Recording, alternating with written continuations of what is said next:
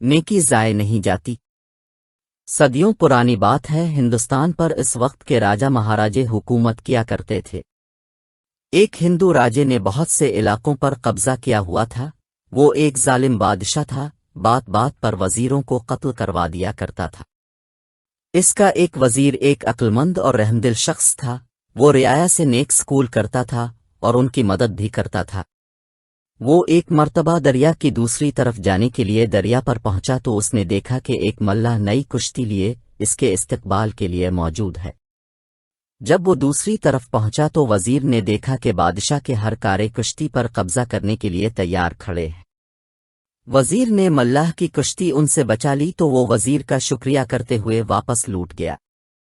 کچھ عرصے بعد کسی نے اس مسئلہ پر وزیر کے خلاف بادشاہ کے کان بھرنا شروع کر دیے۔ بادشاہ تو پہلے ہی موقع کی تلاش میں تھا کہ کس طرح وزیر سے بدلہ لے۔ کچھ عرصے پہلے دوسرے بادشاہ بنے اسے سفید ہاتھی کا تحفہ دیا تھا۔ وہ بچہ تھا مگر اب جوان ہو گیا تھا۔ بادشاہ علیہ السلام اپنے وزراء اور درباریوں کے اسے دیکھنے گیا۔ تمام درباری اور وزراء اس کی تعریف کر رہے تھے۔ بادشاہ وزیر سے انتقام لینا بھولا نہیں تھا۔ اس نے وزیر سے کہا، مجھے اس ہاتھی کا ٹھیک وزن بتاؤ ورنہ تمہیں قتل کر دیا جائے گا، 10 دن کی مہلت ہے۔ وزیر بہت پریشان ہوا، وہ مختلف تدبیروں کا سوچنے لگا مگر کچھ سمجھ نہیں آ رہا تھا۔ وہ پریشانی کے عالم میں ڈال ریا کی طرف نکل گیا اور وہاں بیٹھ کر سوچ وبچار کرنے لگا۔ اسی دوران وہی کشتی والا بزرگ اس کے پاس آیا اور جھک کر سلام کیا۔ وزیر کو پریشان دکھا کر پوچھا، وزیر محترم، کیا بات ہے؟ اب پریشان لگ رہے ہیں۔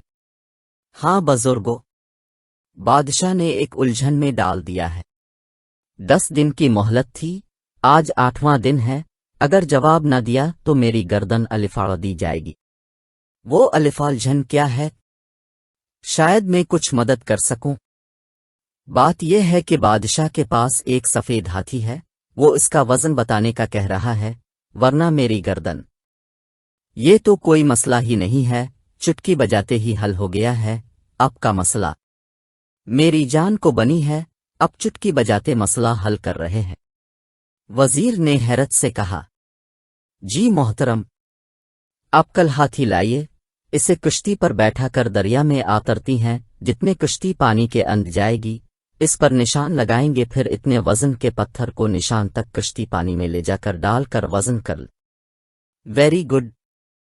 وزیر کی سمجھ میں ساری بات آ گئی۔ اگلے دن وہ ہاتھی کو دریا کے کنارے لایا، اسے کشتی میں سوار کر کے دریا میں لے جا کر کشتی پر نشان لگا دیا۔ پھر اس نشان تک پتھر ڈال کر وزن کیا گیا، پھر ان پتھروں کا وزن کیا اور بادشاہ کو بتا دیا۔ اب بادشاہ حیران ہوا کہ یہ کیسے ممکن ہے، جب اسے بتایا تو بہت خوش ہو، الف ایک نیکی کا یہ صلہ دیا ہے، جبکہ اس وزیر نے بہت سے معاملات میں بادشاہ کی رہنمائی کی تھی اور اپنی غلطی کا اعتراف کیا۔ نیکی کر دریا میں ڈال۔ وزیر نے ملاح کے ساتھ نیکی کی اور ملاح نے نیکی کر کے اس کی جان بچائی۔ اللہ تعالی ہمیں نیک کام کرنے کی توفیق عطا فرمائے، آمین۔